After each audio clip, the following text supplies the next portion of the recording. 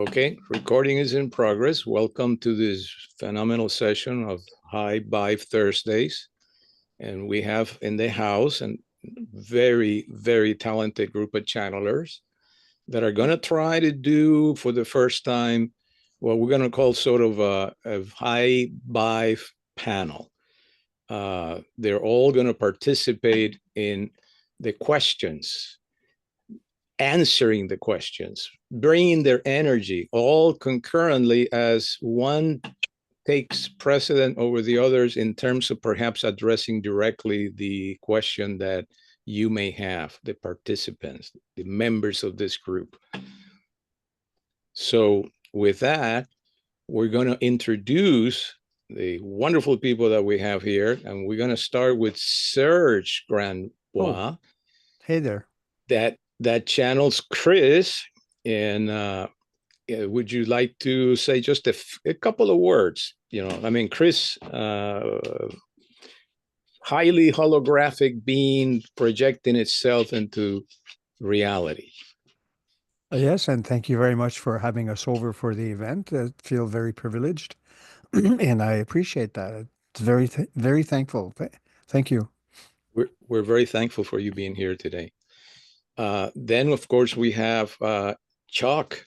Oh my God, you know, Chuck being one of our regulars that we have seen so many times. And he channels a whole host of things, but he does it so fluently. Chuck, introduce yourself, please. Hi, well, my name is Chuck. How y'all doing? Hope it's well. Yeah, there's a group that get together when I channel, and various of them step to the forefront as I'm doing it. And collaboratively, we've termed that group Dsetu. And so, yeah, that's kind of what I've been playing with for the last few years. We already feel that flowing through you. And moving right along, we have Mr. Christian Blake, and Christian has been channeling Ajax. And interestingly, we could say that in some sense, he is somebody that got partially nurtured out of this High Vibe Thursdays environment. And he channels Ajax. Hi, Christian. Would you like to, you know, we all know who you are, you know, for sure, here in this group. But go ahead. So happy to be here and to help facilitate and make this happen. Thank you. We enjoy everything that you have done. You come such a long way in such a short period of time, basically. And then we have Ray Heitman. Oh my God, Ray has been channeling only a few months, but also phenomenally well with the beings of light. Thank you very much for your kind words, Luis. Yeah, it's a thrill for me, and it's an exponentially grand thrill to have all of these quality people and channelers here. Thank you all. And next in our lineup is Thomas Leichardt, who channels his own higher self, but also channels a being called Illi. Yes. So and tell us about it, Thomas. Yeah, Illi is the name my higher mind. Well, I guess we co-created it at all levels of consciousness, but through some dreams that, you know, we could talk about some other time, I got the name Illi, which means reflective mirror, and that's what my higher mind is. It's like, it's the reflective mirror of what your higher mind would like to speak to you as well. So that's it. Nice and simple. It is nice and simple. Jean-Francois is, I guess he's not here, I don't right? think he's here. Yeah. So, but the next, recording in progress. Recording in progress. I think we're getting a double. Yeah, here. Yeah, we got somebody trying to log in. Milo, could you please mute your mic? And let's see who else is here that is okay. And then is Mr. Patrick Godin. And Patrick has channeled for us before too. And I guess today he's going to channel Raven. well, we had the fortune of having experienced some of the other entities that he channels. And we're very ecstatic that he's here again, because it's a very clear voice. Well, welcome everybody. I'm very happy to be here. And it's quite exciting about that circle, because this is the first point of Raven a few years ago about creating a circle of welcoming, and you expand yourself. And now we expand as a human being, that sharing information and vibration. That's pretty fun. It's fun to see. And I will see. I don't know what she have to say tonight, but we'll see. It's one thing I want to say. It's like this meeting has already happened in spirit 2 days ago. If you pay attention to it, it was quite exciting in the dream state. Like, thank you to be here. I want to do two things right now. I need to invite the audience member to essentially be prepared to ask questions. And I'd like to have a list of the ones that are going to ask questions. I assume that everybody is going to ask questions, but please confirm that you have a question, and so we'll give you priority. So yes, of course, Liz, we got you in the list, and we'll be there just in a second. In the meantime, I'm going to ask the channelers to go through their process simultaneously on your own that you need to make your connections.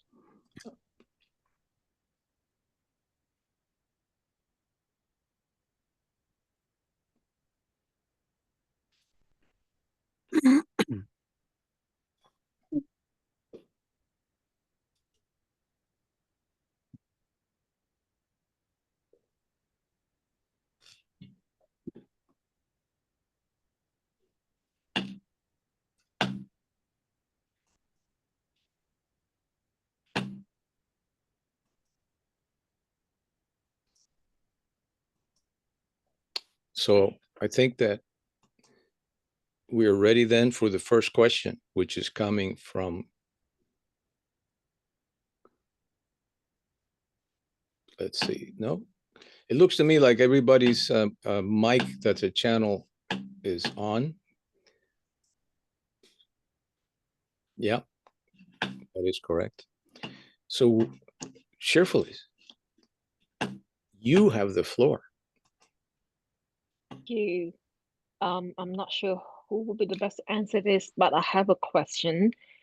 This is probably for an average person who will be listening to this recording. So my question is, should we always try to have a good day, or should we always try to be happy all the time, or should we just let each day comes as it is? So I'm going to ask the question of Serge, if he could address that. Indeed. The question itself is interesting in that it is likely something people all over the world ask themselves, especially when they begin exploring their own spirituality. And you express something interesting at the end of your question. Should you let the day just happen, more or less? As a conscious creator, you actually have the ability to determine and to choose how your day will evolve. You may encounter all sorts of challenges, but how you respond is something entirely within your grasp and your power, because everything is about perception. So how you perceive an event or condition or circumstance will determine what kind of beliefs will show up for you and how you can respond to that. And that alone is a great point of empowerment and fulfillment. Knowing that you are not floating on a sea of events and conditions, but instead you are the director, you are the conductor of the orchestration of your own life and energies. And that itself is very liberating. Does that make sense to you? It does. However, what if when one is not happy on a day, what would Hmm. they, what would be the next best thing that they need to do? You might have to examine what it is that you expect out of a happy day, or what happiness may mean for you. And that can also lead to some interesting discoveries about your own beliefs or expectations on that nature. The point being that you may not be happy 100% every minute of the 24 hours. But how you meet that, how you greet that, and how you follow through will determine how you're going to respond to life's vicissitudes. Without getting into shenanigans, without tying yourself up into knots, just know that you can determine what will follow through on your actions and on your thoughts. Does that also make sense to you? Yes, it does. Thank you. Indeed. We thank you for the opportunity. Is there any of the other channelers that would like to add anything to the team that has been open? I would add that every day is a good day and full of lessons and expansion, as every action is called upon by the individual for their own experience.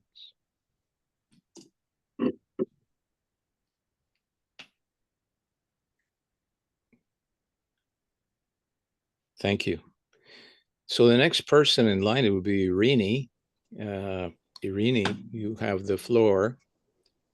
Thank you very much. I appreciate that. I have a question. Tuesday evening around 6 p.m. in Castle Rock, Colorado, I saw what I'm assuming, though I'm not sure, it was a ship. It was a sphere that appeared to be spinning very fast. And as it spun, it went through many different colors very rapidly in succession. And it kept spinning and spinning in these colors. And I actually got a video of it and I shared it with Ray because it was so shocking to me. I would love some input on what it was I was seeing or who it was that I was seeing. It stayed there for a while and then suddenly disappeared just as fast as it appeared. That's my question. And oh, I will add that I got an extremely loud, high-pitched frequency in my ear. That was so loud, it was almost deafening. That lasted for quite a while afterwards. I would like to direct that question to Raven. Yes. Hi. How are you doing with this? Hello. Yes. Do you understand that they have many orbs, that you perceive different parallel reality, different reality, reflection, a mirror? How do you feel with the pitch in your ear? Because it was a download. It was,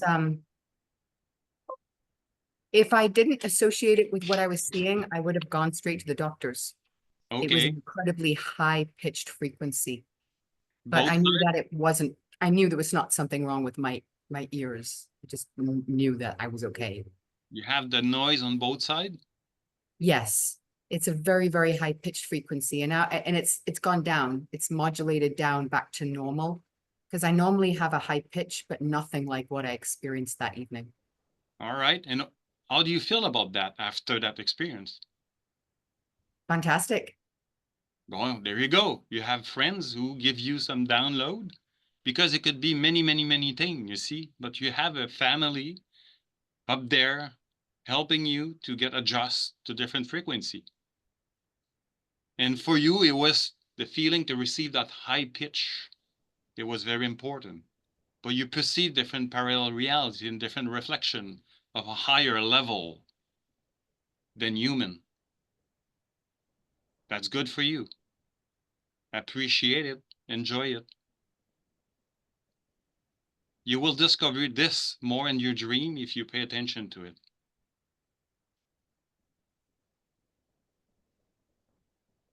Could I get some more information on who it was that I was in contact with? It could be many, many things. They have some grace frequency there. There was also Pleiadian, but it was a big, big reflection from your own higher mind, from a different version of you on a higher level. And this will come in a different session, maybe in a few weeks, about what's going on with your own DNA, that something is hiding within yourself that you're not aware of it now. But they are giving you help to kick that something hiding that we're going to talk about it later on, help you to perceive and hear many things. And maybe for you, it will be sensitive to hear than see, but you look like you see and you hear. Just stay in that state of being, because many things is changing right now in the background. You start to perceive many different things going on around yourself. Do you have any other people see it? I have no idea, but it was very, very apparent to me. I do see things that I'm not sure other people see. Like I can see grids in the sky and lights on that grid, and other things. So I'm able to see things, especially if I'm in a really deep meditative state. But I've never seen a sphere spinning rapidly all different colors before. They have many information are not coming because you're not ready for, but enjoy that frequency, that download. They help you to raise your frequency. Stay in that state and see what's going to happen.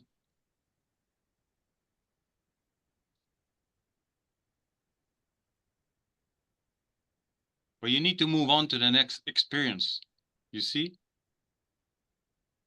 And again, you can only perceive what the vibration of, as many channels say before. Like that means the fact you see it, that fact you shift yourself. You have many family, many guide there. They're going to help you. That's the only thing we can say right now.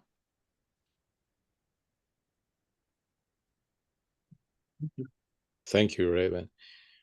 Chuck Crom, can you give an additional message to Irene that would be relevant to her?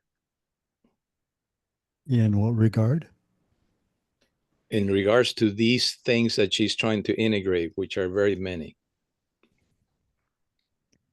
Well, we would say the most effective way to integrate areas of yourself that are challenging for you to meet at this time is to utilize those deeper aspects of yourself.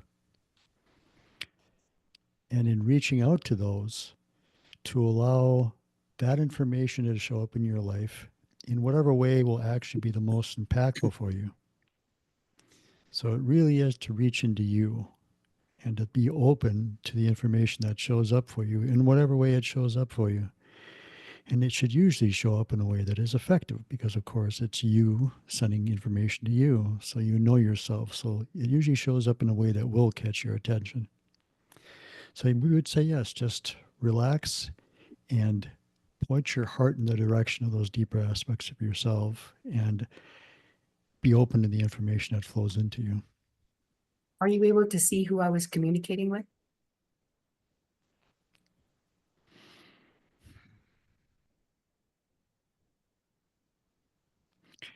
It feels like energy that would be like a father that you have or the father that you had, but there's no distinction in who that might be.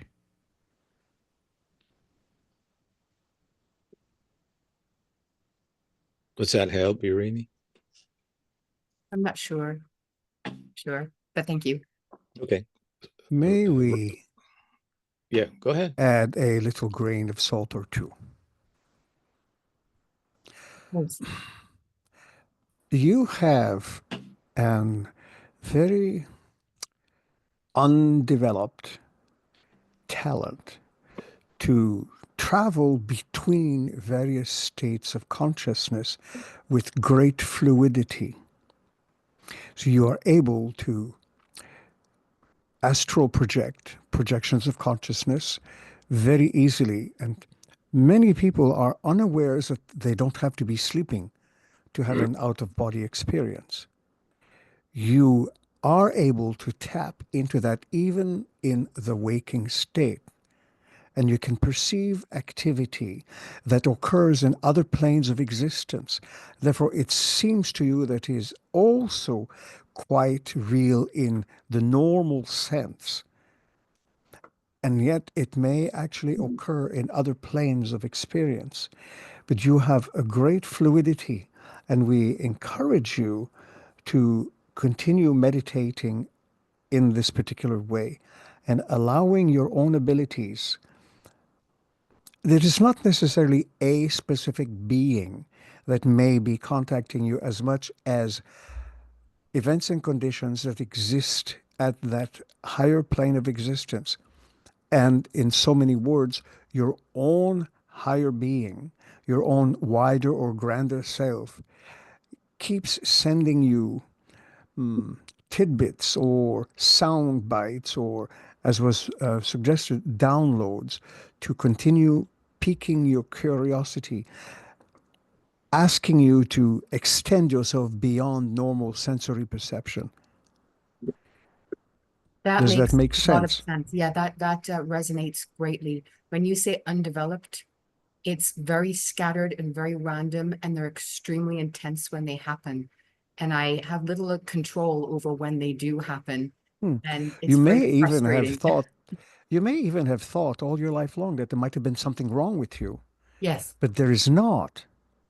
You just have an undeveloped ability, and it is not necessarily easy to tweak this, but you chose this particular lifetime to further your understanding of this kind of phenomenon. In other times, you would have been considered an oracle. So you would know what we are referencing here, ancient Greece. That's where I'm from. Indeed. Physically, I'm from Greece. Thank you. So there you go. So enjoy the experience and don't let your mind bother you too much about it. Remember, you are in control of your mind, not the other way around. Thank you. I tell it that. Yeah. Thank you. Thank you. Thank you, Serge. Thank you. And thank you, Rini. Maybe later we get back to you somewhat.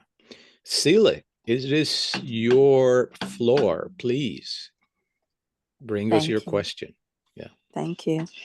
So I am currently almost at the end of what is called the cryptic protocol from the hybrids about 700 years in the future.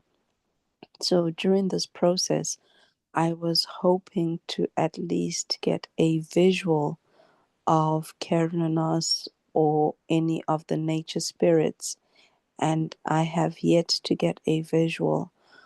What can I do to increase the chances or the probabilities of actually seeing these nature spirits? Thank you.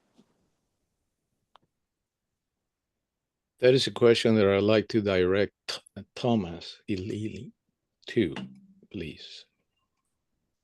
Very good. We would begin by saying that to increase the probability of seeing this phenomena, you must release your insistence to do so. It is a very simple formula, but the more you want to see these phenomena in a kind of way that would validate your path, the more paradoxically you create a kind of constraint around or through which these phenomena cannot reach you. So the first stage or first step would be to let go of any and all insistence. And we might add to that you may be perceiving these phenomena in ways that are not perhaps what you expect. You may perceive them through the heart or through your feeling, through vibration. You might not always be getting visuals. So pay attention to other channels of communication besides the visual one. And notice subtle changes and develop your ability to interpret feeling vibrations and feeling tones as messages, as points of connection to the multidimensional aspects of who you are and your multidimensional universe. And we might add, to jog your visual sense, you may consider creating, perhaps physically, imagery, translating these feeling tones into drawings or pictures or digital art, or perhaps some kind of other artistry, be it physical construction. You might create a collage. You might play around. Now you have, with the advent of AI, the capacity for the creation of much imagery. Therefore, use your physical tools to construct the simulacrums that will help you to reach further into these vibrational planes. But consider that you have many more senses besides the visual one. Tune yourself to your vibrational sense, to your ability to sense and translate and communicate by feeling tones, by vibrational patterns. And then in time, that may lead you to the opening, to the perception of light and color, and the translation of vibrational patterns into visual representations. Does this make sense? It does make sense. And so far, I have felt and sensed the other beings, but not seen them with my eyes. So that's why I wanted to increase that perception, that acuity. Very good. It will come in its own timing. You cannot push the river. It will flow of its own accord. Therefore, relish in the way in which the contact and the communications do happen, and do not try to rush, for that actually creates more time. Paradoxically, when you accept things exactly as they are, so too can then new information and new experience flow in, because you have used up that particular moment for what it is fully and completely. The paradox is to not try, but simply to be and to accept. And through the beingness, paradoxically, that creates the momentum for these kinds of experiences to enter into your visual space. Is there a particular reason you are wanting it to appear visually as opposed to vibrationally? I'm just so used to seeing things, opening my eyes and seeing things and interpreting with that sense. So it would be nice to have that continuation of it. Indeed. You may play around with different tools and permission slips for developing spiritual sight. For example, very peacefully looking at patterns in rock, allowing your mind, your physical mind, to relax.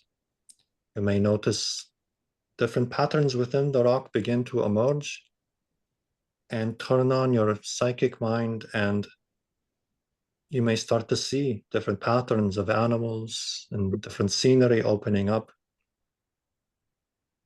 You may likewise, on days where there are clouds passing in your sky, looking up at the sky, relax again the physical mind, open your heart, and notice if the cloud shapes begin to speak to you in symbolic terms. You may too, within the cloud patterns, see and intuit different symbols coming to you. Likewise, even in your physical environment, This is something the channel has noticed as his sight has opened up. Even looking at patterns within tiles, you see these patterns that when you gaze at them without any particular insistence, the patterns will begin to reveal within them symbols. And of course, you will discover there are many, many ways of practicing this particular form of accessing your visual sense.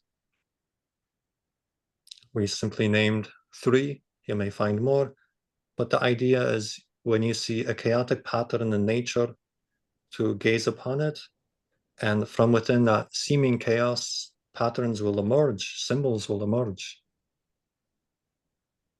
And you might even go a step further at some point and inquire a specific question, and then look at these seemingly random patterns and different symbology may come to you. Does this make sense? Yes, yes, it does. Thank you. Thank you, Celia, and thank you, Tom. Next is Miles. Miles, please, your questions. Well, this is quite an exciting experience. Like Liz, my question is pretty pragmatic. I have experienced a need to sleep during the day 3 or 4 or more times. A nap. It's extremely pleasant. In fact, sometimes I don't even want to get up. I just feel like I'm in paradise. And but it's a little distracting to find that I have this intense need multiple times a day to lay down and take a nap. And I was wondering if any of you might be able to share some insight about that. I'd like to direct that question to Jean-Francois, if he is in tune with Ra. I'm not, Louis. I'm a spectator Okay, tonight. okay, that's fine. Yeah. You know, Thank you. it's just an opportunity. It's fine. So the question goes to Christian and Ajax. Most excellent. Well, we would point to look at the definition that you are giving to the experience. Why are you seeing it as a problem or a concern? Why not see it as wonderful respite, a chance to recharge your batteries, so to speak? Something that we feel that you are doing in this particular state is allowing yourself to more deeply connect to your true nature, your true essence, and in that manner, it is quite blissful for you. We might recommend that now the challenge, the experience that you have brought before yourself is to figure out how can you make that blissful experience in the dream state translate more frequently, higher vibrationally, into your common waking dream.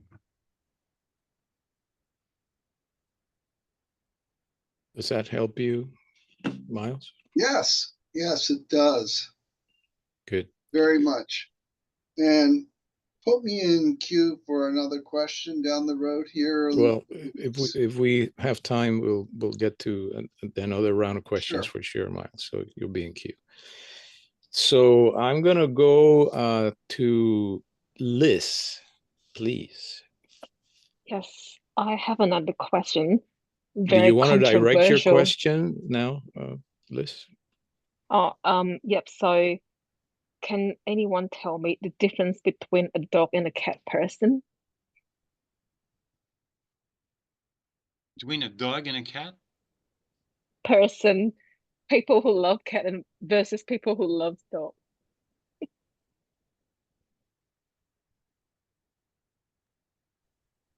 Well, you already know they're very different. You see, dog is in service to human. Many times dog reflect as a mirror the emotion of the person. The cat are more selfish and very connecting. We cannot say they're higher than the dog, but they're different personality that maybe you will attract a dog or a cat depend on what you need to reflect in your life. Sometimes a cat can teach you many things that the dog can't, but the dog will always be with you, and the cat just live his life. If he need you, he will go see you, and other than that, he's just doing his own stuff. Like maybe you need to learn in the reflection of it. But most of the time, as we can speak, many energy that they said, the dog star from Sirius, very connecting there. The cat is more Orion, old energy, very high level, but again, it's just a label there. What do you prefer? Do you have a dog? Do you have a cat? Oh, I have 2 cats. Do you have a dog? Not yet. Are you looking for a dog? I would love to.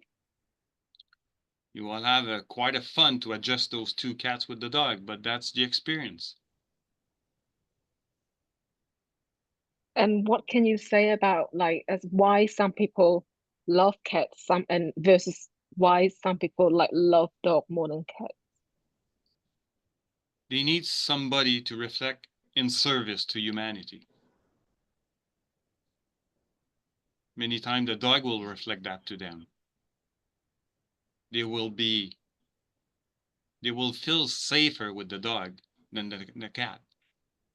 And they can walk outside, meet different person.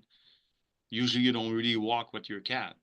Some cat, yes, but more is a reflection of in service.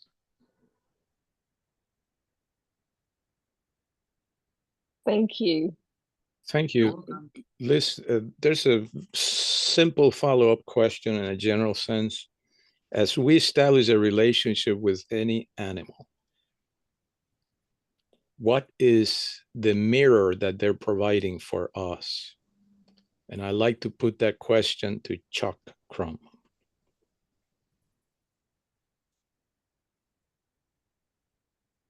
The mirror, that energy that they're going to reflect back to you, will really depend on what it is that is, maybe we say, at the forefront of what's occupying your life at that time, especially in any kind of a challenging way.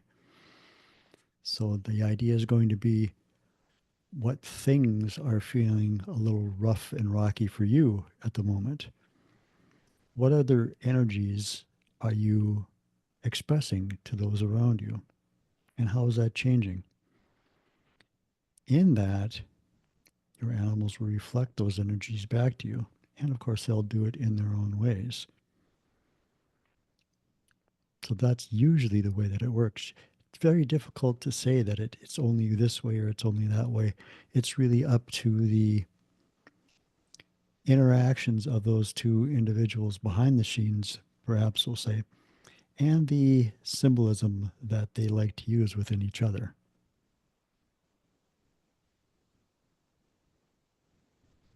Does that help you a little better? A little more, I should say. Yeah. Okay. Thank good. you. Thank you, Liz.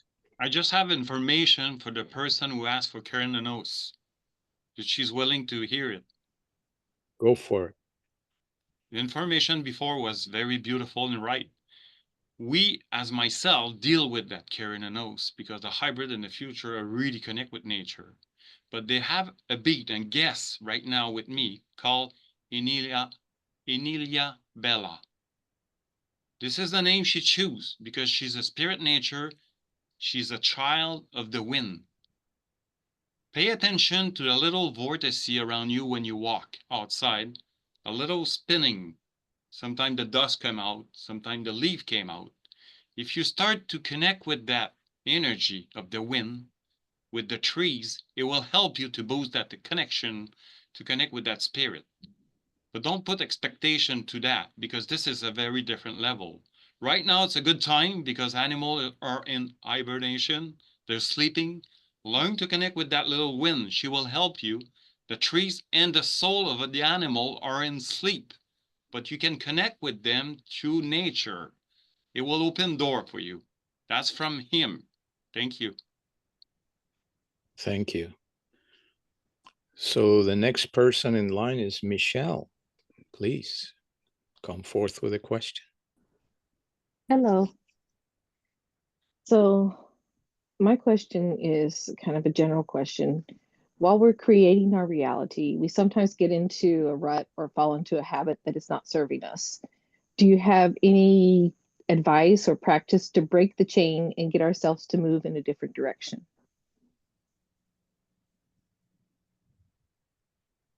I'm going to direct that question to Thomas Illi.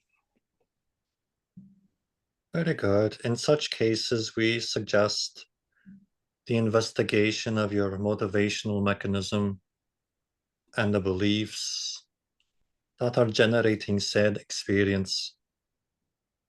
For when you do not move forward at times that you might wish you did, you may have beliefs to investigate that are telling you that moving in said direction that you prefer to go in would be more painful than remaining where you are.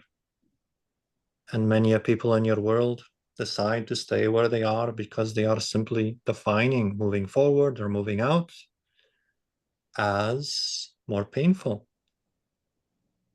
There is more fear around the unknown than the known.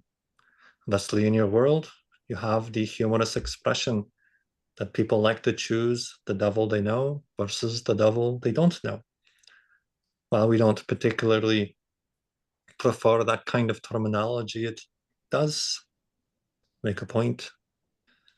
Thusly, use those periods in your life, the crest and the trough, when you're in the trough, use that to, well, first of all, relax. Perhaps you have some negative beliefs around simply slowing down. Many people in your world believe that you must be go, go, go all the time, always riding the peak, always peak performance. However, there is great value in slowing down.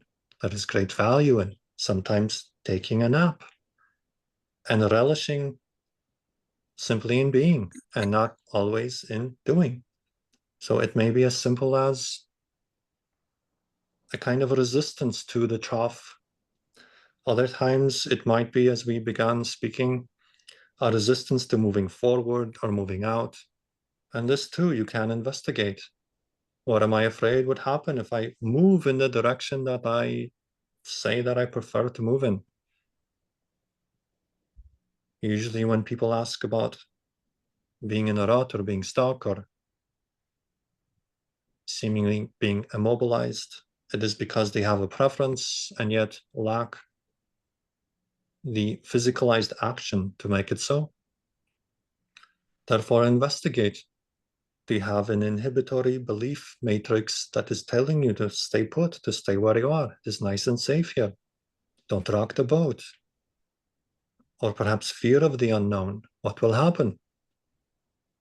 Perhaps some ideas of living in an unsafe universe. So investigate those beliefs. Is there anything else you would like to expand on this? It's just looking into the belief systems, things like that. Is there any practice or something that we can get ourselves to nudge in the other direction? We know that what's causing it, but it's just getting ourselves out of that habit. It's more of a habit or a that's not serving us now. We need to move. Is there a way to get yourself moving in that other direction? Go meet that other devil that you haven't known yet. We did not hear the last sentence. to go meet that devil that you haven't met yet. Ah, yes.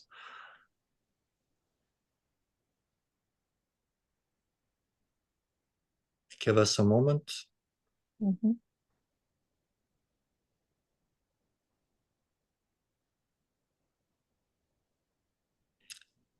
First of all, looking at the definition of a habit is something that is unconscious. However, as soon as you put your finger on it and you say, oh, I am doing this, well, it is no longer unconscious. You have brought it to your conscious awareness. Thusly, it comes back to redefining it. It is a choice. And when it is a choice, it is in your power to change. When it is defined as a habit, it is something that seems to happen without your agency, without your choice, without your power. Therefore, shifting your perspective to recognize that it is not a habit, it is a choice because you are aware of it, you are doing it, and you are aware of it. And then ask yourself, well, why am I making this choice? And start investigating.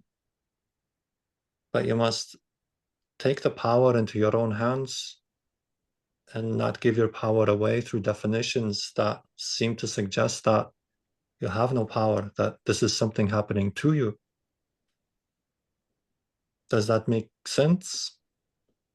It does. And I appreciate the answer. And if you want to shake things up a bit, we might consider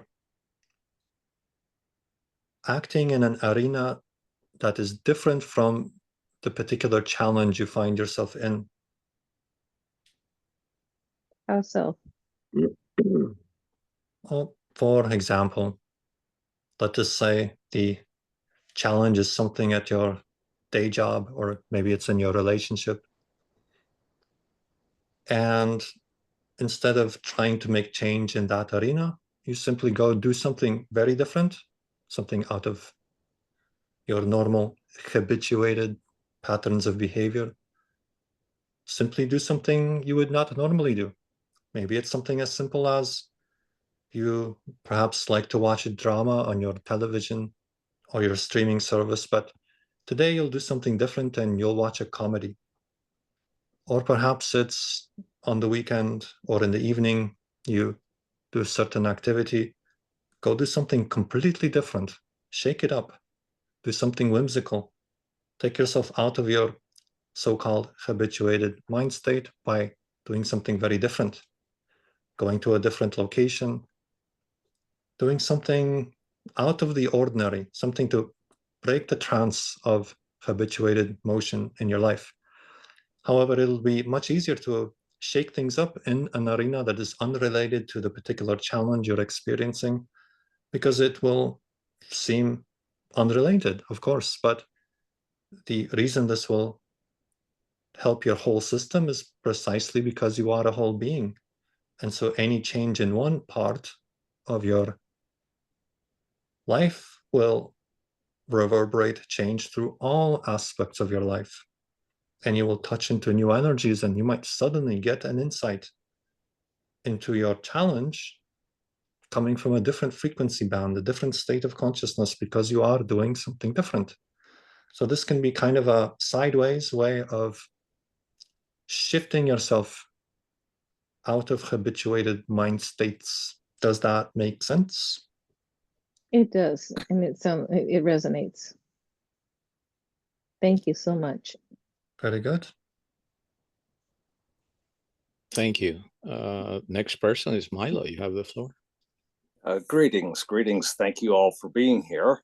I have a personal experience I would like somebody to address and help me to understand exactly what's happening. A couple times a month, at the end of a dream, I will become conscious or become awake, but I will be aware that I'm still within the dream state, and I will be excited by the consciousness that I'm experiencing, and the idea that I'm actually able to see and understand what's going on. And in that state, I will start to look around or do what I interpret as look around. And I will see it's always something very different. And there are very, very few similarities. But often what I will see is there may be unusual shapes on a wall, or there may be geometric shapes in space. There may be something that has very little connection with 3D reality. But one of the common things that I've noticed about these states is that there's a kind of clarity in the air, in the atmosphere, almost as if 3D reality is that the atmosphere through which I look is cloudy, and in this state there is a kind of clarity that I experience but can't quite describe. But what I'm looking at is something that fascinates me and is often very very fragile, in that if I shift too quickly or try to bring too much conscious control, it will disappear and I'll come out of that and become fully awake. Could somebody speak to what experience I'm having, what's going on? And my quest is around to try to go further into this, understand it more, expand, look around, explore, etc. Any wisdom or information you can provide would be very, very helpful and appreciated. Thank you. Who would like to answer that question or address it? We view that as you are trying to bring experiences that are not of the physical realm into a 3D explanation. While you are in that state, ask, what do you have for me? What can you show me? And let it come to you in the form in which it exists. That way, the lesson will be given to you in that state, and you can absorb more of it at a later time.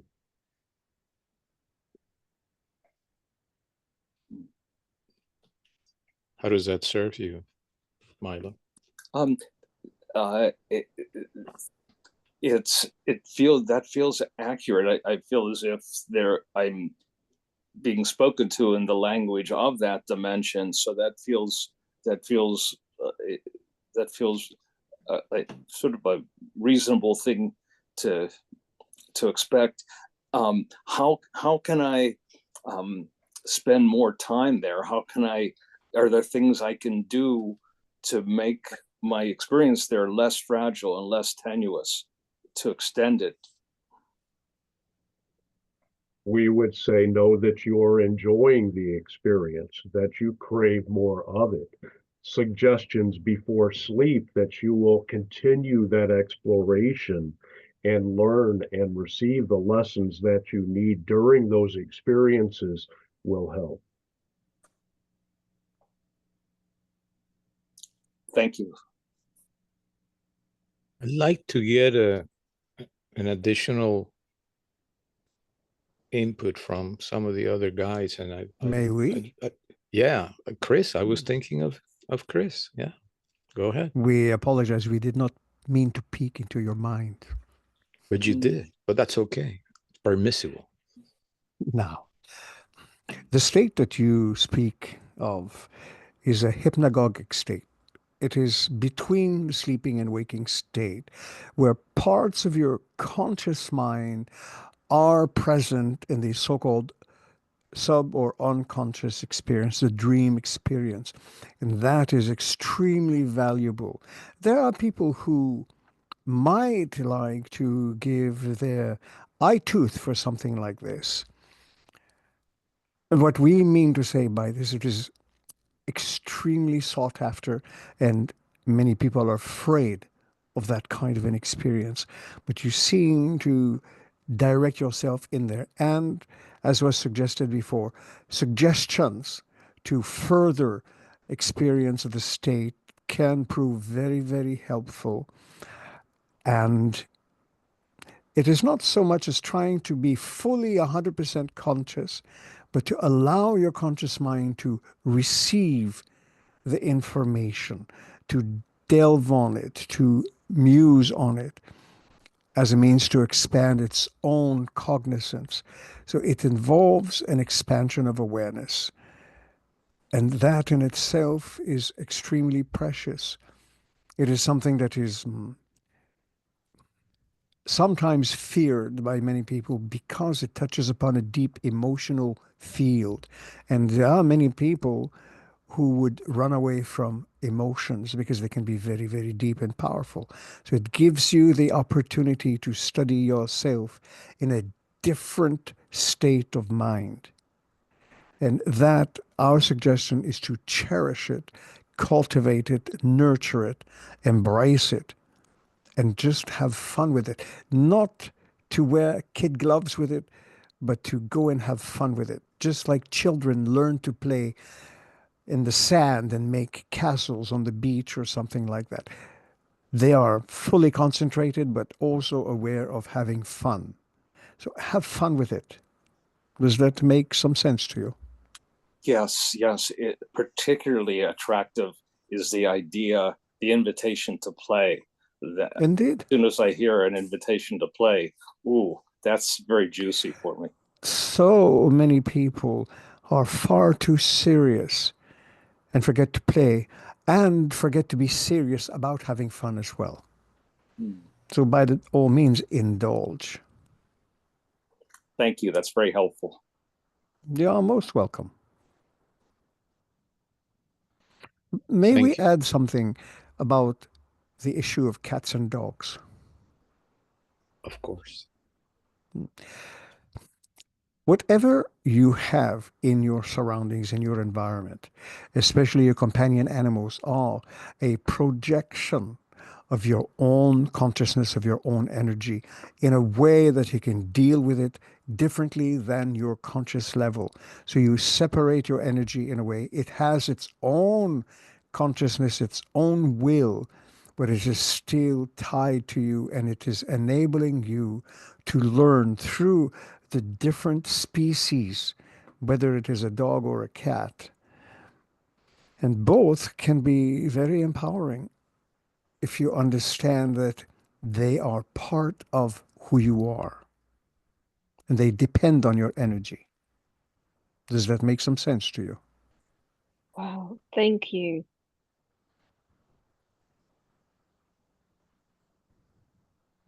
Now, you do not necessarily need to identify as a cat or a dog, but they are part of your energy. Respect them as such. That's beautiful. They all have great attributes. Thank you. Wonderful answer. Let's see. We're going to introduce into the chat here John Francois, and he has a question. So we are going to give him the next slot for the questions. Greetings to all beings. I'm curious, I've been advised a few months ago to reduce the amount of working hours that I was doing to clear the space so I can be open to receive energy vibration from the cosmic forces and the earth and the elementals, basically to connect to the unified field in a different way. So I'm curious to have any of you beings' perspective on that, and if there's any advice you would like to provide me and the rest of the people here. We would like to answer that. When we spoke earlier of honoring the crest and the trough and the high peak of peak performance, as well as enjoying the rest, the respite by being in the trough, we were very much also speaking to you. We felt your energy, and we will thusly encourage you to create opportunities in your life to experience what in physical terms may appear to be a trough, a period of decreased activity, a period of unplugging a little bit from your 3D physicalized, crystallized world. And this will give great opportunity for new energies to be born within you that are already within you, that are longing for expression and for action. However, a period of integration and to use physical terms, the allowance of the time for the seed to sprout, seemingly in the darkness, seemingly in a space of no activity, because the growth is as yet happening under the ground. Allow that time of gestation, germination, growth, and in time that energy will spring forth, and we have a pun that is intended, for it will be a springtime energy that will awaken within you and propel you towards action, towards the next wave of peak performance at a much higher peak than you could achieve if you push and continue to be fully active now. Therefore, while we often encourage action and the grounding of your energy through action, there are times when being is highly important. And as physical beings experiencing a time-space reality, honor the crest and the trough, the up and the down, the action and the seemingly non-action, the great activity periods and the periods of rest. You have this exemplified everywhere in nature. You have it in the phases of the moon, you have it in the phases of the day, you have it in the phases of the solar cycle. You have it in your natural circadian rhythm, where you sleep and you awaken. You consider that much action happens in the daytime and much rest and restoration happens at night, when paradoxically, actually, much activity happens at night, only to be vaguely reflected in the day. Therefore, embrace the paradox of non-action to create action. Embrace periods of rest, giving opportunity for new energies to sprout and in time spring into your awareness, into the realm of action, into the realm of physical crystallization. Does that make sense?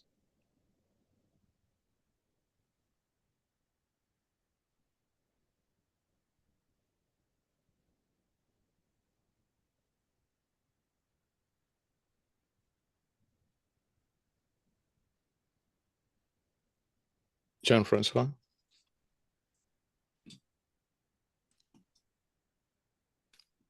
I don't see him currently connected, so we may have lost, or he may have lost the link. The recording will be there. Yeah, absolutely. So we'll thank you for the answer, and we'll move forward to the next person in line. And we're going to ask Sile to ask the question and to be somewhat brief this time. Thank you. I'll do my best. So this has to do, this afternoon, I was doing something and I felt the emotion of fear. And at the same time, just after that, I felt bored that I am feeling this emotion of fear. So I know that we can transcend that by dealing with the belief systems. But I had the thought then of, can I just not move directly to a reality where I no longer experience fear instantaneously, because I know that's possible. But then I'm not sure how to actually do it. Do I just stop feeling fear and that's it?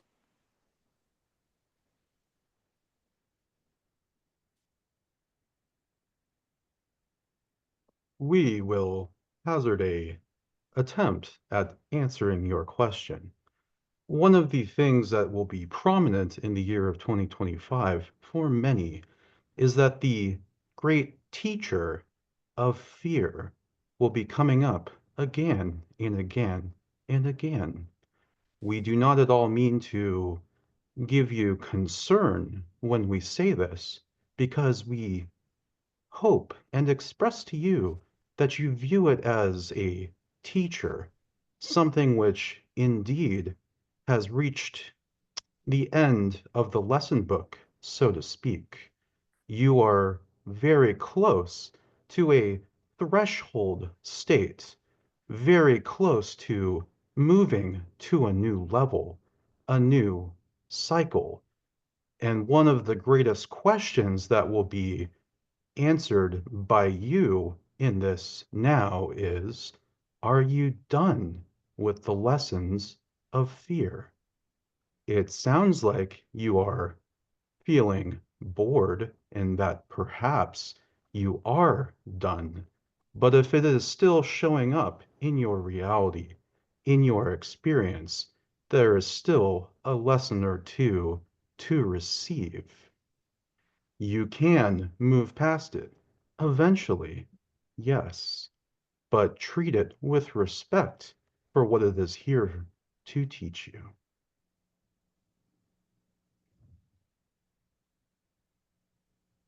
Does that assist you, Celia? Yes, it absolutely does assist me.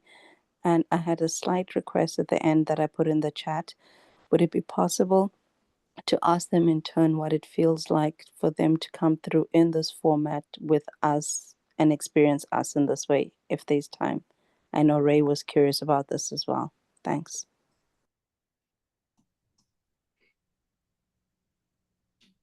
Well, to continue from our particular perspective, we see you as fully embodied, powerful creators, limiting yourselves in order to learn certain things about yourself from new perspectives. It is almost amusing, but we see you as equals. And it is a great joy to be here, co-creating this simultaneous, multiple reality experience with you. Thank you. It is a joy to see how the different beings operate within their channel. For all of us have different experiences and takes and advice on the questions given, whether or not the answers come forth from us or not. It is a menagerie of energies and ways of expression which we find very pleasing.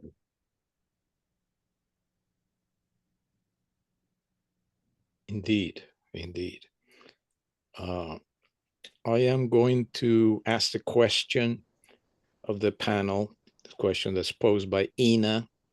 And Ina is welcome to come and make the question if she wants to, but I will ask it as she wrote it. She's talking about the you. Who is the you in the statement, you create your own reality? You create your reality. And I feel that that needs to be answered from a multi-layer perspective. I would like to address that to the panel. I have.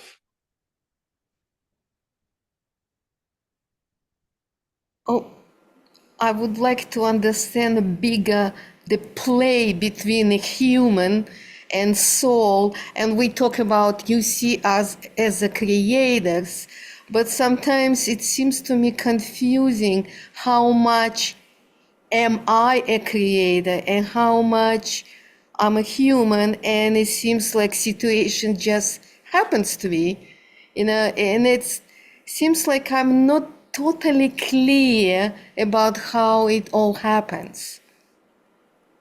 So if somebody wants to clarify how much power actually we do have.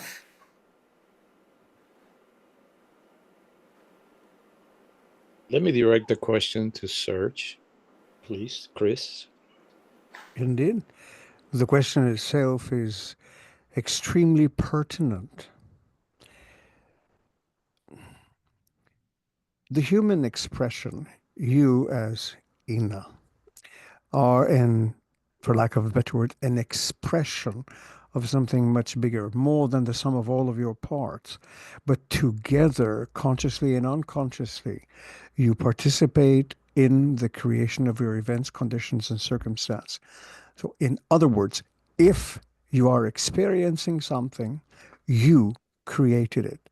But that you can involve what you think of as you and other aspects of you which are much greater in dimension than you can give conscious thought to.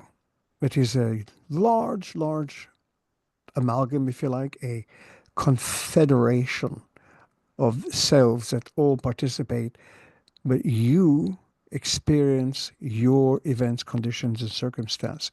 The point is to never consider for a moment that it is the conditions, circumstances, and events that determine the outcome of your feelings and emotions. You create the situation in order to experience yourself more fully. And that is a very loaded term. Does that make some sense to you so far? Yes, it does, but I always feel like I want to understand how can I become more conscious of what I created. Indeed.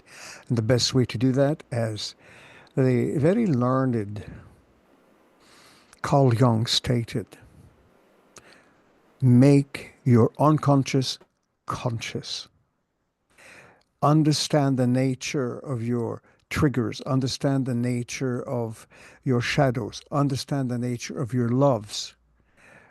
Bring into conscious awareness all of that which seems to operate behind the scenes in the so-called subconscious.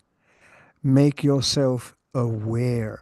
This is the only way that you can fully understand and appreciate just how powerful a creator you are. You may think that when you came into the world was already there, and you just kind of fell into it. The truth of the matter is that you formed that world, and you formed your body. You formed your opinions about that world. Before that world, there was nothing but you, and you created that world in order to complement your experience. But it seems like that you is much, much, much bigger. Indeed, it always is. You are always more than the sum of all of your parts. Whenever you think, oh, I understand myself and who I am, know immediately that you do not. You keep growing. You keep understanding yourself more and more. It seems like the more I know, the more is more to you know. do not know. Yes. And this is a philosophical treatise that has, how do we say, it has buggered philosophers for thousands of years. The more I know, the more I realize I do not know. But that is the joy of discovery. If you think you know everything, then there is nothing else to discover about yourself. You always look at the world through the eyes of a child. But at the same time, you know, it's all popular now about manifestation and all this visual boards and all that stuff. It sometimes seems to me a little funny, you know, like because I can put visual boards or I can put intention about what I want and how I want my life to be. But it seems like what happens, it's not what I was asking.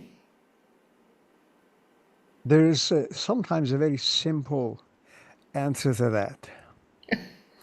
And it is almost mind-blowing, you could say. the moment you set up an intention, you also set up your own challenges to it. So you create your opportunities, and at the same time, you convince yourself you cannot do it. You cannot accomplish. So that is the literal backside of your experience. Turn your attention to that. Turn your focus on what I want and not what I do not want. Because the moment you go into, I don't want this, I don't want that, you more or less ruin the soup, so to speak. Too many cooks in the kitchen ruin the dish. Does that make sense to you? Yeah, I understand that completely. I do. But even what I say I do want in a positive way, it seems. Give an example. I don't know, I can't give example right now. But in a way, sometimes life surprised me in a good way, because when I look to my life experience, the events which happened, I just couldn't even imagine. I won't be able to imagine. So it's in a way, it's a positive, because something amazing happened and surprising happened, and I like it. But it seems like it's like a little bit elusive to me how it all, because I like to understand how life works. Maybe sometimes that's a tall order. Sometimes there are occasions when the intellect wants to understand something on its own terms, and the universe doesn't quite function that way. So you are sometimes caught in a quandary. You want to understand it in one way, but the universe says, well, that may be more difficult to accomplish. If you look at it this way, you can get what you need. And that is part of the experience. Sometimes people want things that they don't need because they think, well, if I want it, it should manifest. But if you look more carefully, you might realize, well, I don't really need that in my life. Yes, that makes sense. Yes, I know that from experience. Yes, it's true. There is another side to this too. And the philosophers have all spoken about this. It is to understand that there are things you can control in your life and there are things you cannot. For instance, you cannot control how other people think of you, speak of you, or the weather and such a thing. But you always have the choice to respond in a particular way. These are things that you can control. And just that little bit gives you far more power and security than to always try to control things that are out of your control. So begin with the things that are within your control. Yeah, I don't like to think about control. I'm more like a creation. Ina, I would say one, but it's a big topic. I don't know if we want to go to that topic. It's right now we need to move. A couple of other people want to. Yeah, it's another topic. Maybe another time I want to ask. Another time. Absolutely. Thank you so much for the question. Thank you so much, Serge. Kris. Thank you, Kris. Yeah. So next in line will be Irini.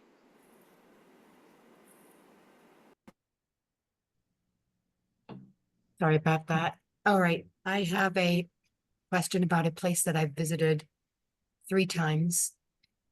It's a very, very visceral, very real experience, more real than this is.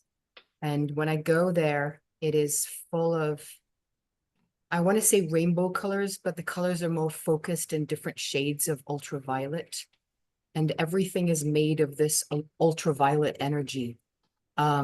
Everything from the ground to the grass to beings. And I watched a rocket or a spaceship of some type take off, and it was formed from the same type of pastel energy that is more focused on the color of ultraviolets and different shades of purple, with other colors interspersed, but it's predominantly ultraviolets. And I wanted some experience about what this place is that I have been to. It is an incredible experience when I'm there. It's an emotion that I've never experienced before. It's a very uplifted, doesn't even come close to it. And when I wake up, it feels like I have sunk back down thousands and thousands of levels. Can someone give me some feedback as to where I am when I have been in this place? And I've been there 3 times that I know of.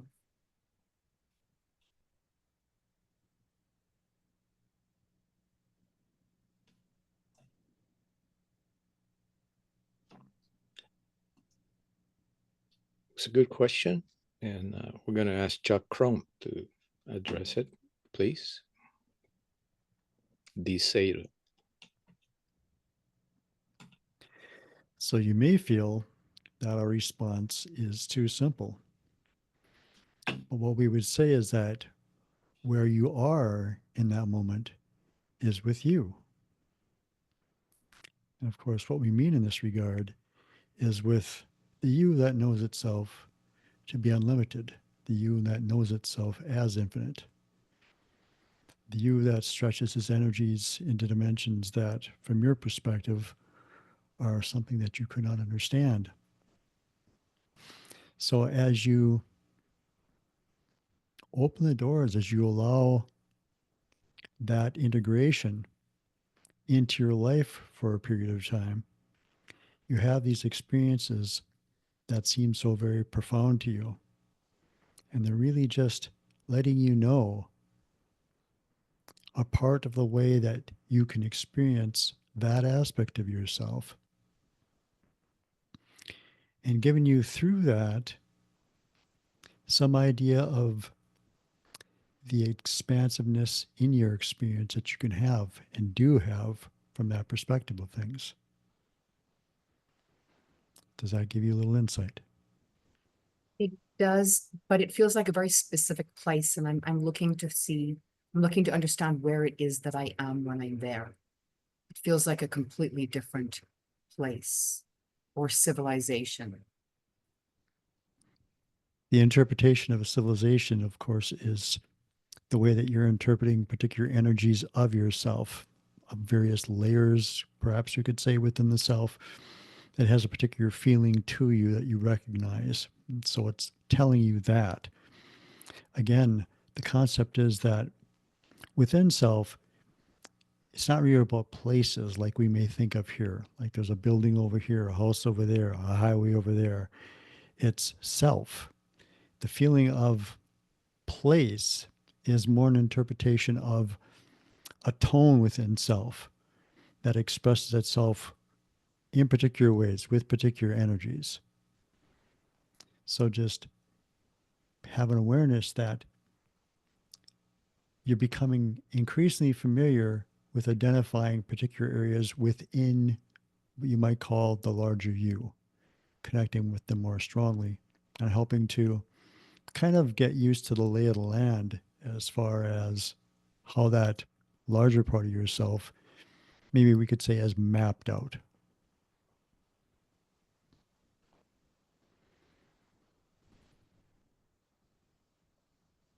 Is that better, Irene? Have you... It feels like a very specific place. I was more looking for a name. For example, when I have experienced visiting Tau Ceti, it's a very visceral, real experience, and this felt the same, as if I was in a specific place, but I don't know the name of it. Like places that I've experienced very viscerally, as in a different civilization. I was looking to see if I could get a name or more of an understanding of where I was. I understand that it's within myself, wherever I am is always within myself. But I was looking to see if I could get the name of the civilization I was interacting with.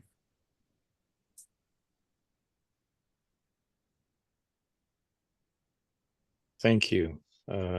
We are going to move to the next person in the line. And for that, I'm going to choose Star who is a new person in our group. Star? Yes, hello. Thank you. I'm new here. First time. Yeah, I didn't really have anything too specific. I just feel like I'm kind of wrapping up a very big cycle right now in my own life.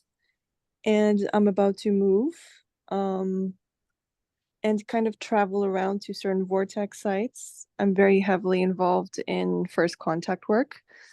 So I was just wondering if there's any general guidance or information or messages for me. Thank you. It's a good question for Ajax. Yes. Well, you might find it slightly humorous because this has been introduced to you so many times, but follow the flow. We would be remiss if we did not mention the formula that is gifted from our civilization. You know this well. Stay open, be interested in what you might be experiencing. Play, play, play. It is time to play.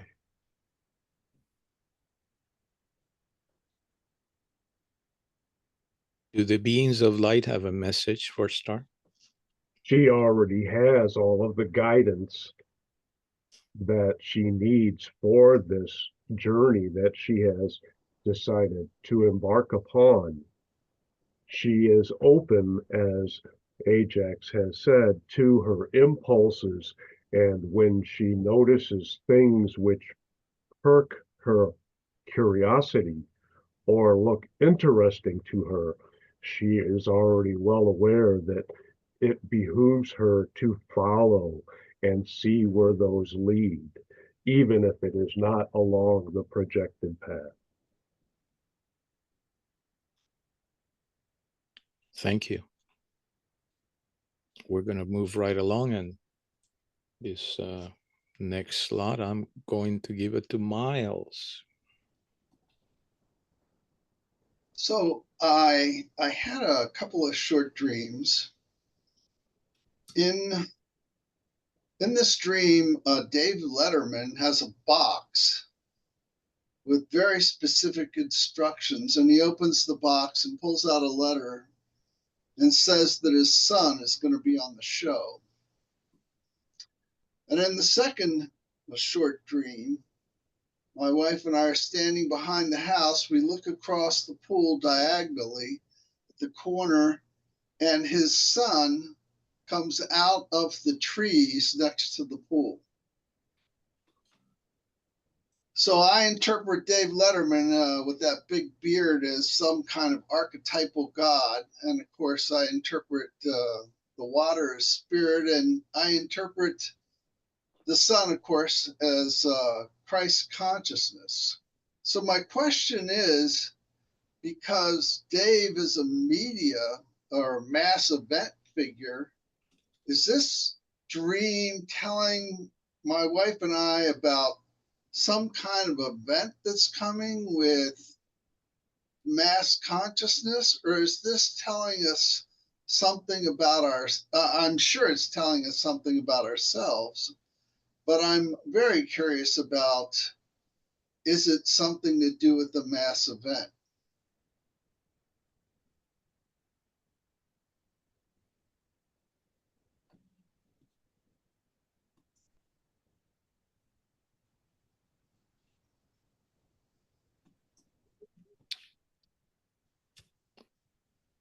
Thomas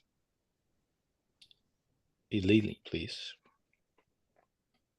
Very good. Of course, as you know, dreams have many layers at which they can be interpreted, and you might have 5 interpretations, and each one of them may be correct in their own terms.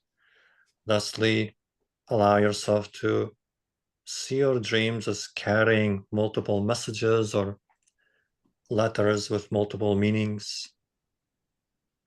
Thusly, we appreciate the humor of your dream construction that Mr. Letterman is opening a letter.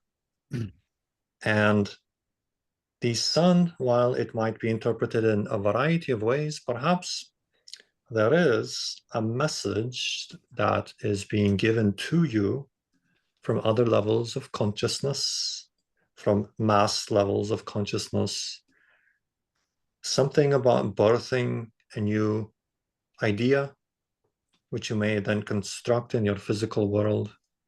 So consider the question whether there is something within you that longs birth or reemergence or first-time emergence into your world, perhaps a project or an idea that longs for construction within your physical matrix. So that would be one suggestion from us as to one particular level and layer of interpretation that certainly does not invalidate other interpretations. For all dreams are messages or letters from many layers of consciousness and can carry many, many multidimensional meanings simultaneously within each symbol. Does that help? It most certainly does. Thank you. Very good. I appreciate it, Irene. Thank you very much. Elaine? What's that now? Anyway, thank you. Indeed. Thank you, Miles. So we have a couple of other people that would like to have a question, but I'd like to intercede here for a second, and I'd like to pose a question to the panel that has to do, how can they assist us in better understand the concept of frequency and vibration, and how to get ourselves to the right frequency channels for that reality that we wish to bring upon.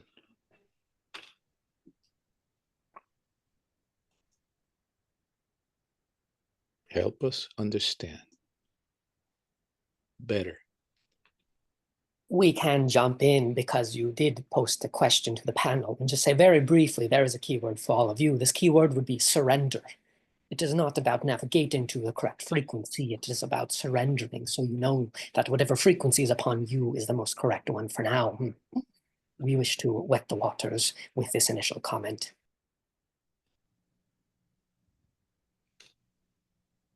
Thank you. Does anyone else wants to add to that? Beings of light? The frequencies are indicative of where each individual consciousness is in their growth and is determined by their thoughts and actions and the beliefs which they hold. There are no incorrect frequencies, as each are manifested and crafted by the individual. There are many lessons and instructions which are available in how to quote unquote raise and lower vibrations, but following your excitement, removing those impediments to vibrations, which are termed lower vibrational actions and beliefs in your reality, will be a great help.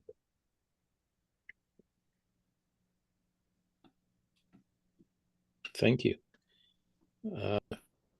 Next, I would like to give the floor to Janet Westrup. Hello. Janet, yeah, go ahead. Thank you. First of all, thank you to everyone for showing up. Much appreciated. And I just wanted to say hello to Ajax. Greetings, salutations, and good day to you. Thank you. Just want to send you a big hug.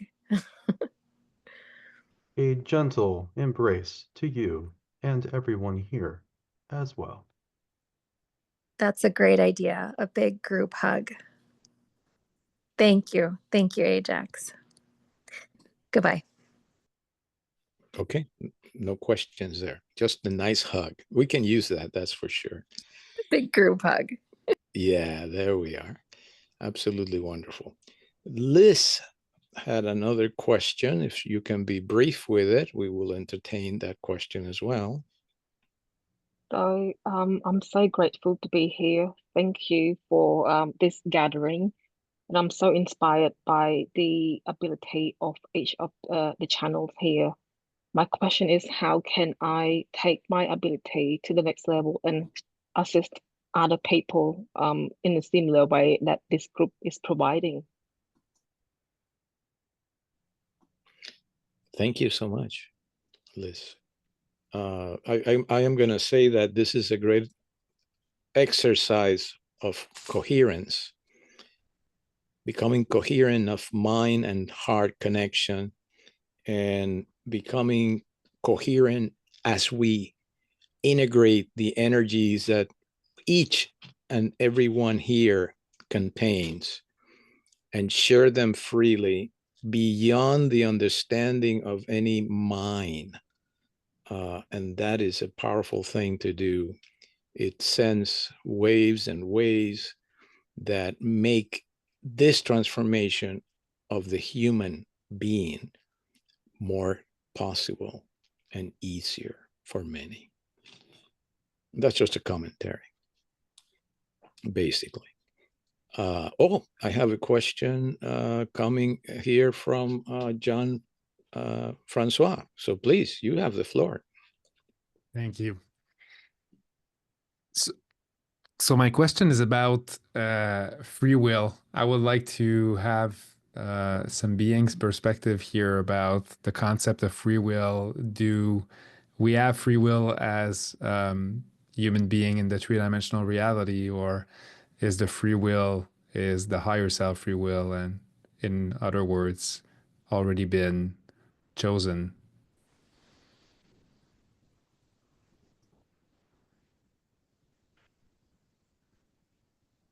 Beings of light? Picture your reality and the pattern which you have chose to experience this life that you have chosen as a playground. You have constructed the playground, and you know that certain lessons are associated with different playground equipment, but you are just turned loose on the playground, and you can proceed and choose each piece of equipment and who you interact with as you will. And the lessons will follow you depending on where you land. Does that help? Yeah, that's a good perspective. Yeah, I'm curious if any other beings, maybe Chuck, do you have a perspective? We actually enjoy the perspective that you just got from the individual who just shared it. And there's really nothing that we would add to that. Thank you. You have another question, perhaps? Not for now. Not for now. Thank you for coming here today. We appreciated that very much. Let's see. I would like to see if we can get a message from Ajax. Yes. Did you have a particular request of the type of message, or just something more general? Anything that happens to be relevant to this moment and this group. Very well. One of the things that we have been observing as we have been participating in this wonderful co-creation are themes of insistence, themes of contact, and variations of those two things, in addition to some other stuff. This particular year is something where you will explore these themes more fully.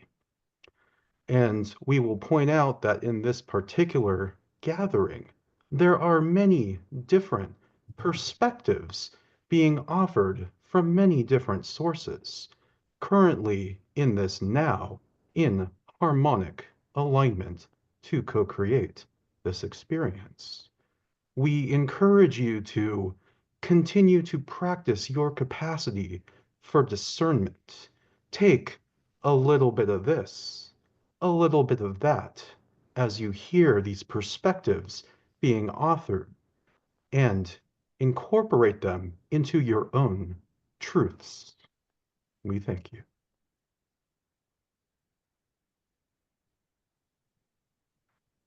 Thank you, Ajax.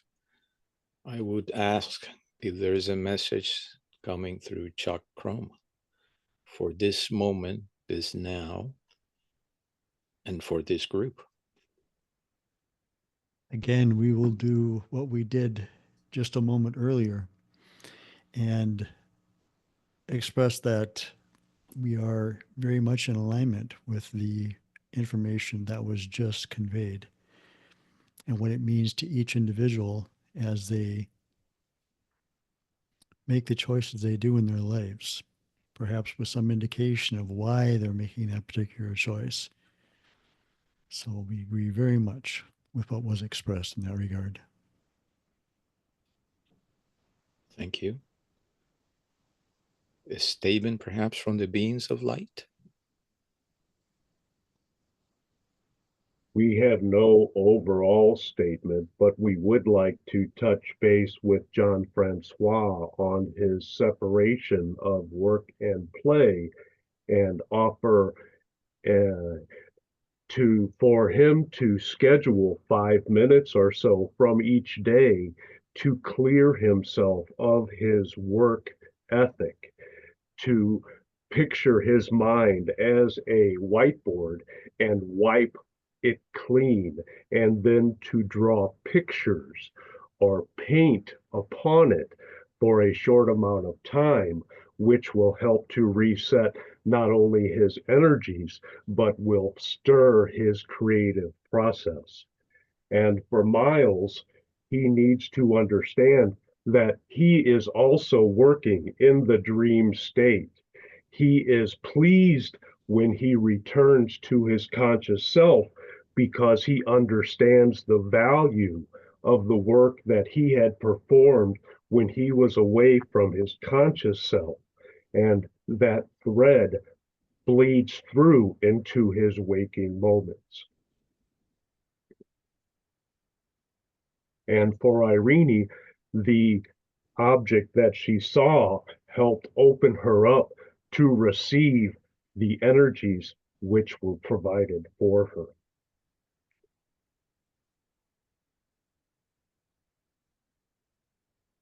Thank you. Does BOL have a message for this person, Luis? We appreciate your involvement in this co-creation. As we have experienced with you before,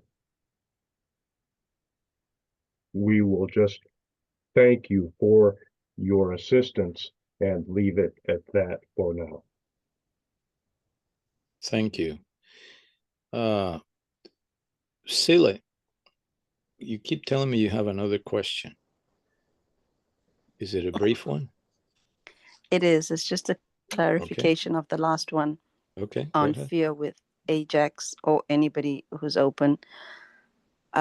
So if you say we're moving away from fear being a teacher, what does that actually look like in our day-to-day, and how can we better navigate that?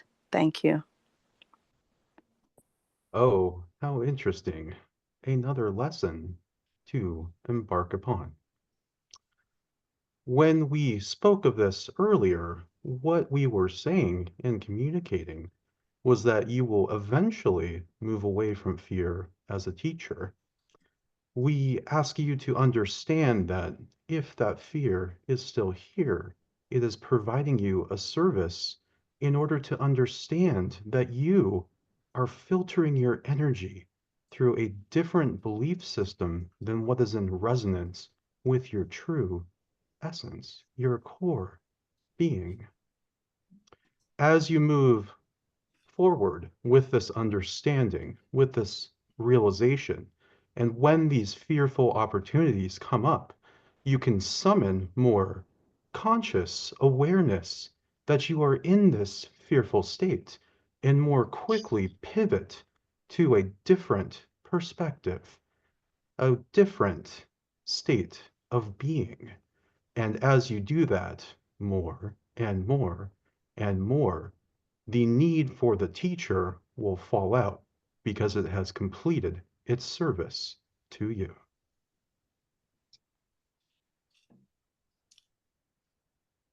Can Ajax address, or any of the channels address, what beings in whatever realms are listening to this that we're doing here?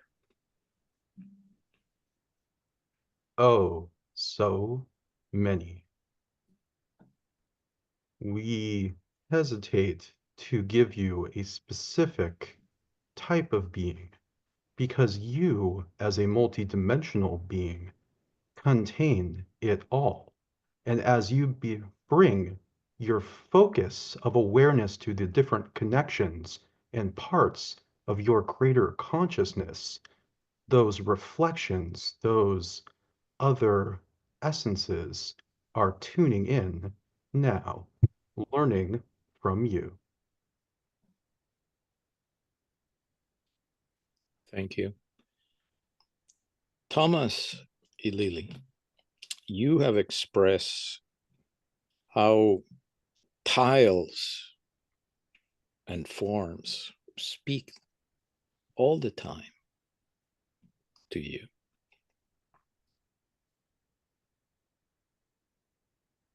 How can we tune into those things? Is it a matter of creating some calmness so that we can really pay attention to what's in front of us? It is a kind of relaxation of the acutely physically focused physical mind. Your physical mind has been trained to operate at very specific frequencies so that you can plug into your physically focused civilization. Thusly, it is a kind of expansion of that focus, which is a kind of relaxation, relaxing that physical mind. You might consider dropping your awareness more into your body, into your breath, allowing that mental construct to relax so that you can begin to perceive the shapes without the mental noise and commentary running in the background or attempting to interpret what you see. It is a kind of unfocusing. It is, in truth, focusing into other bands of consciousness. However, your physical mind will grasp it most acutely as a kind of unfocusing so that you can refocus. In your 1990s, you had a particular art form which was digitally generated kind of patterns that when you look at it, you do not really see anything but many splashes or circles of color. However, when you focused your eyes by unfocusing on what you see before you, some of you were quite skilled at this, you would all of a sudden see a three-dimensional image imprinted into the two-dimensional art through the use of perspective. Some of you may remember this, or you may simply look it up on your internet. This is the kind of unfocus and refocus that is required. So you can play with that. When you look at any seemingly abstract, haphazard patterns within nature, allow your mind to unfocus You have an expression in your world that you must not so much learn new things, but unlearn what you have already learned. Much of this is not learning something new, because these abilities are inherent within each and every one of you. They are not extra sensory perceptions. They are simply sensory perceptions you've been trained away from recognizing as real or valuable in your world. So it is more an unfocusing, it's more of an unlearning, it's more of a letting go of a habituated state of mind to allow what is already a part of you to speak to you through symbols and through visual imagery. Now, we would also speak to the idea of free will very briefly.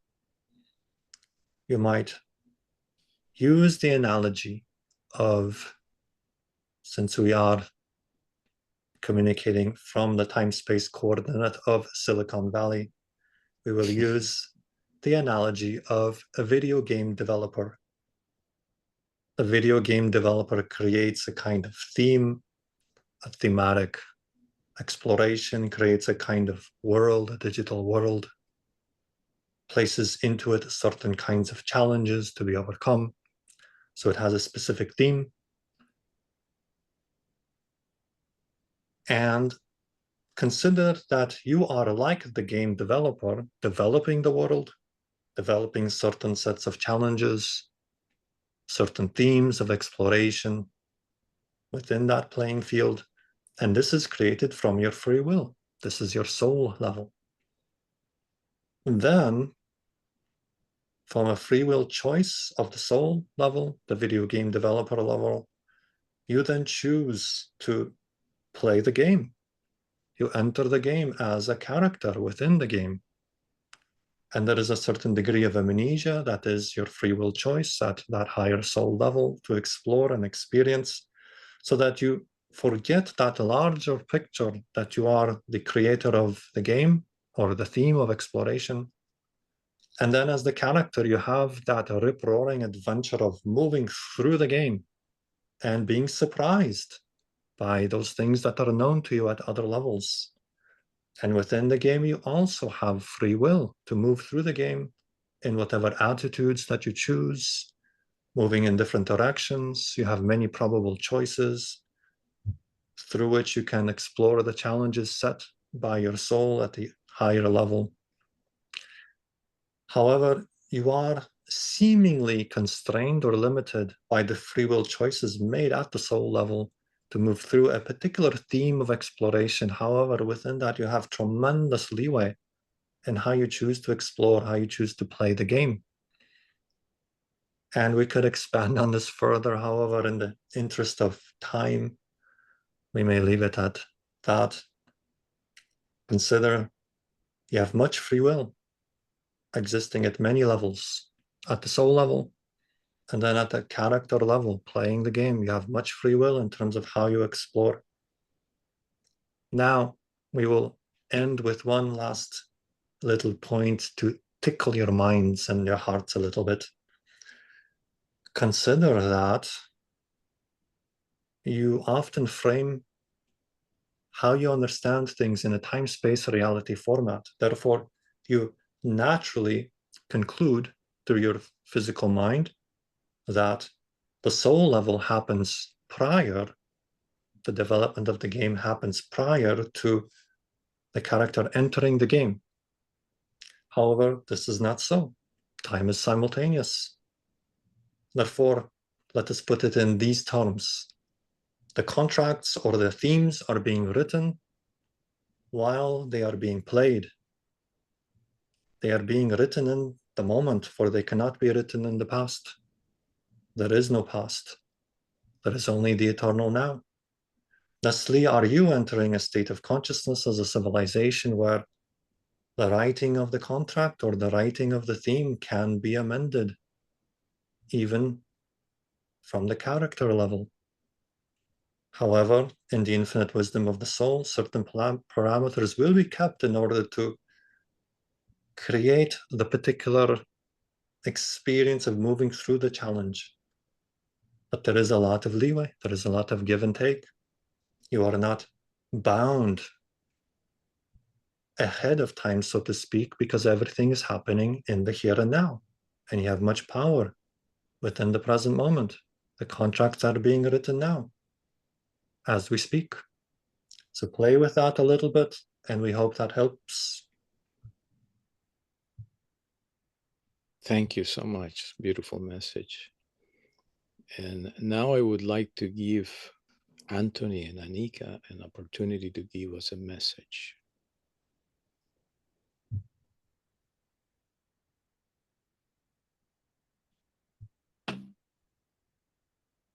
More than one individual has asked what it feels like from our perspective to feel this group channeling. And so we wish to say something to all of you about this, which is that you said this is a new opportunity, a new way to play with each other, and we will challenge that in saying that when you are all dead, this is what it feels like. And so if you remember the collective frequency of this overlap of various beings from different levels, and we will say some are more physicalized like ourselves, and some are much higher, what you would call the master level of consciousness, that integrated space of this overlapping frequency is very much where you are before you came forth and determined your next missions, your next templates for yourself. So as you focus on these integrated energies, you can tap into that life between life space. We will leave you there and hope you have beautiful adventures. We know you will come out the other side with an inverted and augmented sense of self. Much love to all of you from us. Thank you. From the Pleiadians. Thank you. Much love to all of you. And with that, I am going to ask the channels to come back and maybe spend a few minutes, all of us, listening to the impressions that are left with the channels after this experience today, at least the initial impressions. May we add one more Yes, of course. bit of perspective for Michelle? Please understand that the ascension is a spiral. So as you learn lessons, many times you have set up paths so you will go over those places where you have learned those lessons. I would reframe that and not view it as stuck. But when you see those same situations, understand that you are not the same individual as you were when you encountered them earlier. And if you can ask, what is the lesson that I am supposed to learn? If you still have doubts, that may serve you. Thank you. Thank you for all of you being here. And with this, we bring ourselves back.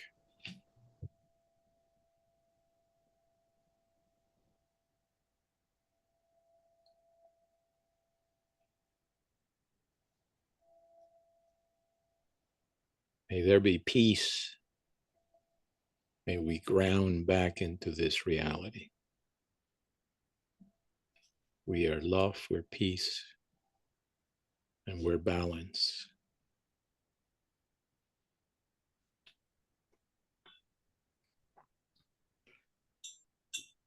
So, it's a beautiful experience from my center point here. And I'd like to hear from you guys and see how you have. That went fast. It went fast, yeah. And actually, interestingly, we are finishing about the time that we would finish a Saraya kind of thing, you know, about the same time. Yeah, right. Analogy about the game developer. I thought that was excellent. And you know what? It was highly parallel to because that answer came to me, but you were called on. The beings of light were called on, but you actually said something extremely similar. It was just kind of funny, you know what I mean? Because you said a playground, right? And then you know what I mean. It's like it was like, to me, from that level, it's like we're saying the same thing, and then you were called on, but then when they called on me, then it was like, oh, okay, let's just give the whole thing, right, of what we see too. And that's one of the beauties of this particular interaction, because we have the same concepts which are expressed differently through the physical being. So we get many different perspectives to see which they can pick and choose which one resonates with them. It's almost like two facets of the same crystal being explored. But I was working up a sweat, and it's not warm in here, so I guess it was all the energies. I think it was. Yeah, go ahead. Oh, just a highly successful experiment, I think. Well, the possibilities are, unimaginable, really, and our ability at the end of this, or at the beginning or during, of projecting waves of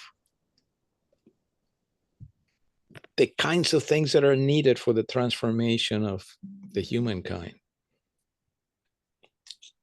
And look how many people. I think the possibilities are very imaginable. Go ahead, Milo. Put your 2 cents. I'm partially teasing, but partially not. You said the possibilities are unimaginable, and I was disagreeing to the extent that we have just imagined and actualized things. Yeah, sure.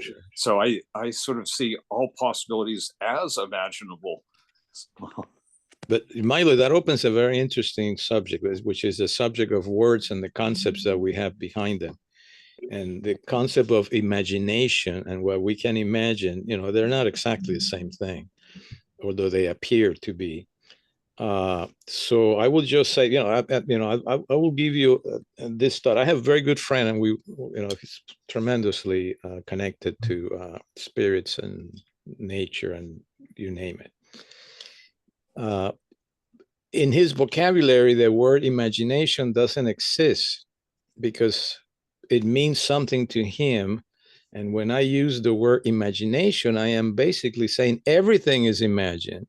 And that's how it comes into being. And so what is really different is the word that we interpret the words. He's interpreting imagination to be not real. Like a little kid is told, hey, that stuff that you're talking about that you see, that's your imagination. That's not real. That's not here, whatever. So he has interpreted that way. And there's so many words in our normal vocabulary that suffer from the same deficiency. And I'll say it can be summarized in limitations of words and how they have been used. Anyway, any other comments today? Yes. I actually, lots of comments, but the first one is just, I don't know if anybody noticed how they all looked as they were coming back into this reality. They almost had the same identical looks on their faces.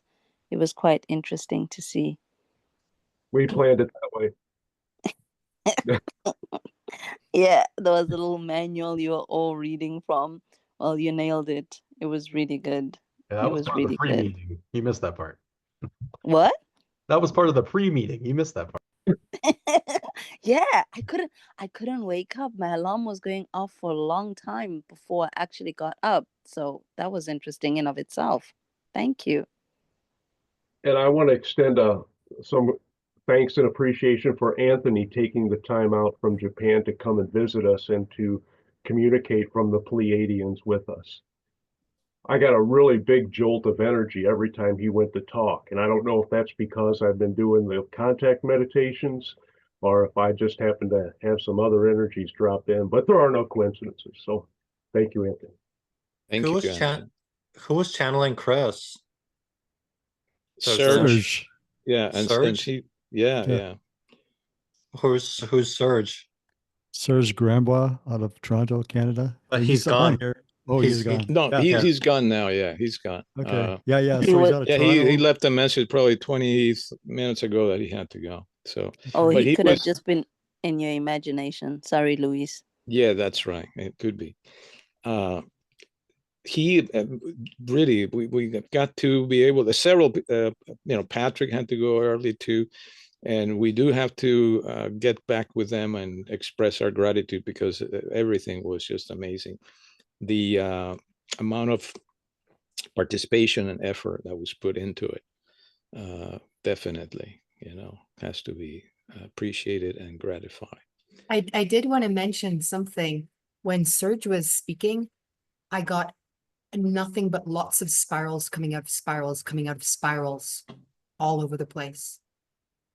Like fractal spirals everywhere when he was talking, which You should go to his website and read a little bit about Kris, and you get that and a little more too. Just reading, okay? Yeah, that was quite amazing, actually. So just a footnote here. So everybody that I can get in contact with that was channeling today, please send me your info if you have any public offerings that you want people to be aware of. When I post this video to YouTube, I'm going to link all that stuff below so people can go find you. So please get in touch with me, get in touch with Ray, whoever you happen to know here, get sent over so we can get you more folks to interact with. Yeah. Thank you, Christian. And I'd like the copy of that too, just so I can help share that and help get the word out about everybody's contact information. And Irene, I did have another thought about you wanting to get a name of a place which doesn't have a name and really isn't a place. That was just the representation that you had, and you shared that you got that emotion and you made a conscious intent to say, hey, I want to experience that again. So you went and had the same experience, but you're trying to put a label on something that doesn't have a label. That's what came to me. Well, there were specific beings that were communicating with me, and it was very incredible. I've never experienced those beings before. So Irene, you're the one with the violet world, right? Yeah, it was like pastel violets, and the entire landscape and everything in it was made of this type of energy. And it's like taking a breath in. It felt like that all the time there. It was a very, very interesting and powerful energy wherever it was very incredible. It was very different from experiencing Tau Ceti, which I have to say to Ajax, thank you so much for mentioning the word arboreal, because it was the trigger that I needed, and it shot me right in there. But this was very, very different. It was indescribable, whatever this world was that I found myself in. I've never experienced anything like that in my whole life. I was devastated to come back. When I woke up, it was this feeling of devastation to no longer be there, wherever it was. So when I was in the channeled state and hearing that, one of the things that came to me that was not said was, your journey with that is not done. Mm-hmm. Back. Is it ever done? No. That's our human nature. We think that we got somewhere, So unfortunately, guys, I gotta wrap up the meeting. This is the longest I've ever channeled, which is just so amazing. We kept you here, Kris. I know. Oh my God. Yeah. I want to thank everyone. Big shout out to Luis. Thank you so much for doing the hosting. You're welcome. You're welcome. Collaboration. And big shout out to Ray for putting this all to together in the first place. This is so awesome. And thank you all for showing up. No. Like I said, we're gonna get this posted, so you'll be able to watch it again. And I can interrupt for 1 second, please, Christian. Go on. Kind words. Luis, do you want to go ahead and continue this with the after meeting? if there's interest, I can do that. Yeah, sure. I mean, how many people are willing to or wanting to go for another after meeting? Me Okay, too. so there's enough me. So let me just go and set that up. Okay. And are you using the same one that you normally use? Yeah, I will use the same one. Yeah. So why don't you post that, and then we can wrap it up here. First of all, is anybody that's not going to do that? I want to say personally, thank you for being here, Mr. Chuck Crom, Milo, Mr. Miles. Oh my God. Thank you. I'm got hopping off. Michelle here, and Sile, and Ina, and Anthony. Yeah, I just wanted to say thank you so much to Ray for this idea, for all the amazing channels to come. It was an honor to get to be around all of you. Thank you so much. Thank you. Thank you. And yeah, if anybody wants to join us to continue this fine vibe that we have going, copy and paste, and we're going to end this one. Thank you, Christian, for hosting, and Luis for your moderating. And we'll see you on the next Zoom meeting. See y'all later. 30 Pleasant seconds. dreams. Thank you, Thomas. Bye-bye. Take care, guys. Have a great night, Bye-bye. everyone, and looking forward to what we could create together in the future. Bye. Go back to see the kids, Chris. That's right. Say hi to Leslie. Thank you. Bye-bye.